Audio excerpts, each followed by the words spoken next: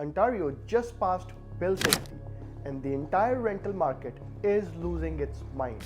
Landlords are calling it a long overdue correction. Tenants are calling it a disaster. But here's the truth. Bill 60 is not what most people think, and a lot of viral posts circulating online right now are just flat out wrong. And so are the people who are protesting in the legislature. So today, I will break down exactly what Bill 60 actually changes, what stays the same, and who benefits and who loses. How this will affect you whether you are a landlord, tenant, or a paralegal or real estate investor in Ontario. And at the end, if you find this video helpful, hit like and share this with someone who actually needs this information. Hi everyone, this is Harji Sidhu, your realtor, builder and real estate investor based out of Kitchener-Waterloo and Toronto region. I help you buy, sell and build your dream home in Canada, and more importantly, help you work towards financial freedom through real estate. Let's get started with the video. So now, let's start with the most dangerous myth going around. Landlords can evict tenants for any reason after the lease ends. Well, that's wrong. In fact, very wrong. Bill 60 does not allow landlords to kick someone out because their fixed term lease has expired. When a fixed term lease ends, the lease automatically goes month to month, just like before. The only legal ways to end a tenancy after the fixed term are still personal use, buyer's personal use, demolition or renovation, which is N13, that has remained actually unchanged, mutual agreement, which is N11. So no, landlords cannot simply say you need to leave because the lease is over. Not how it works in Ontario. Today, if a landlord needs the property for personal use, they have to give 60 days notice and pay 1 month's rent in compensation. But Bill 60 now creates a second option, which is 120 days notice with zero compensation. This is huge because landlords with basement units in their own home or multi-generational families often couldn't afford to give notice. They now have a path that doesn't require having to pay extra month's rent. But again, this is for personal use, not for I want the property back, I didn't like how they park. Only legally defined family members qualify. So tenants are still protected from fake N12s, and penalties for bad faith evictions are still extremely high. So non-payment changes. So this is most of the tenants are freaking about. I would say the tenants acting in bad faith. The biggest headline is N4, which is non-payment notice.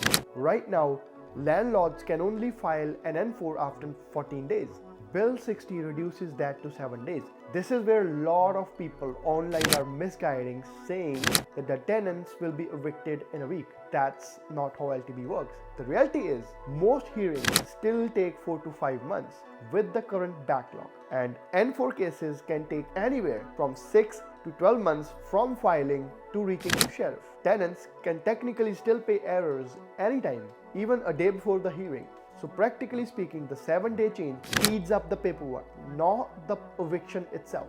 Good tenants who pay late or catch up before the hearing will see almost no difference. But bad faith tenants who exploit the system will have less room to stall. And all those people protesting that they're gonna lose their houses if they're not able to pay, I would say go get a real job. The 50% rule, this is the most controversial part, and honestly, it makes the biggest impact. Under Bill 60, a tenant cannot raise brand new issues at a hearing unless they have already notified the landlord beforehand and they have paid at least 50% of the rent they owe. My view on this is that this would stop classic delay tactic. The tenant owes 5 months of rent, shows up at the hearing, claims that there are some problems with the unit, just fabricated those claims the unit is unsafe. Hearing is then thrown out of the window and then have to be again restarted from zero.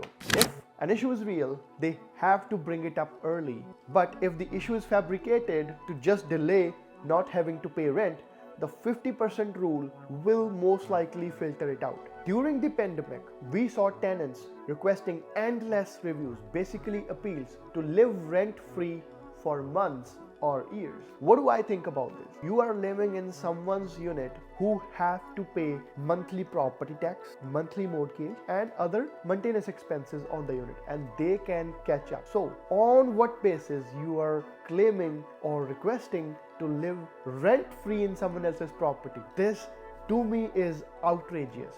Bill 60 introduces clear limits on when reviews can be requested, faster appeal deadlines from 30 days to 15 days, and stricter definitions of persistent late payment, and then limiting on postponing eviction orders. All of this will reduce stalling tactics that cause the cases to drag year after years, and my opinion is that in the long run all of these minor changes will help reduce the workload of LTB, might even bring processing time on the lower side. And now one of the biggest bottlenecks as of today was the LTB only had one sheriff. Even after a landlord wins the evictions, the sheriffs are so backlogged that the enforcement can take 6 to 10 weeks. Bill 60 is going to hire up to 8 additional sheriffs. This can reduce enforcement delays by months. Again, this hurts bad faith tenants, not the responsible ones. And now, access to LTB decisions. This is actually huge for both sides. Bill 60 makes LTB decisions publicly searchable, not just a small percentage of them posted on open room as of today, which is what even I use. But they always have very small percentage which can miss few bad faith tenants. This would mean that the landlords can see if a tenant has a history of non-payment or property destruction, and tenants can see if a landlord has history of harassment or bad faith evictions. This will in the long run help build trust on both sides and reduces predatory behavior. Now, who wins and who loses? The winners are responsible paying tenants, responsible landlords, homeowners renting basement units, first-time landlords who were afraid of the LTB, immigrant families moving into multi-generational homes, and investors who maintain and rent their units. And the losers will be professional tenants who exploit the system, tenants who move unit to unit without paying the rent, and landlords who file fake N12s, landlords neglecting repair, and pretty much bad faith actors acting on both sides. And honestly, for the first time in years, Ontario's rental system might actually be on the path of being more balanced and fair for landlords. And now on the general side of things, Bill 60 is still not perfect. A lot of details are still getting finalized, but the big picture is Ontario is trying to fix a rental system that became completely unmanageable for tenants, landlords, and for the LTB itself. And what I think it would do in the long run is it would help the landlords be more confident on renting their units to the tenants, and the responsible tenants will have a chance to build a proper credit, because they can also opt for Equifax credit reporting, helping them build their credit as they pay rent on time. And then the overall processing times of bad faith actors not paying rent by using the system to their advantage, it will help them evict faster.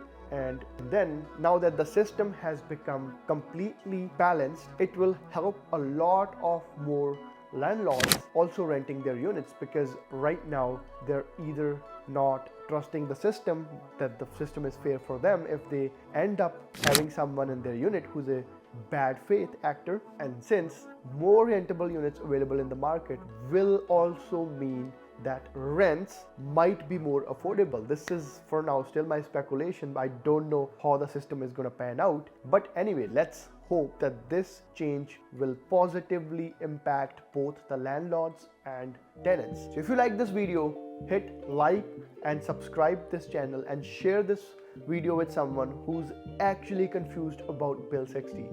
I will see you in the next video.